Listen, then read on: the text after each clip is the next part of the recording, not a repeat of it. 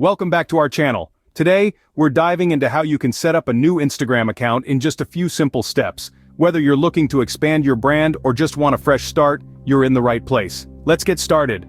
Instagram allows users to have multiple accounts, making it perfect for managing both personal and business profiles. Having a separate account can help you tailor your content and interactions more effectively. Step 1. Open your Instagram app and go to your profile page. Tap on your username at the top of the screen. Here, you'll see an option for Add Account. Tap on it. Step 2, you'll see two options. Log into existing account and create new account. Choose Create New Account. Follow the prompts to choose your new username. Once you've picked a unique name, click Next.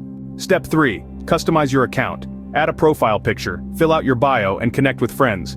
Instagram offers suggestions to get you started on building your new community. Managing multiple Instagram accounts is a breeze.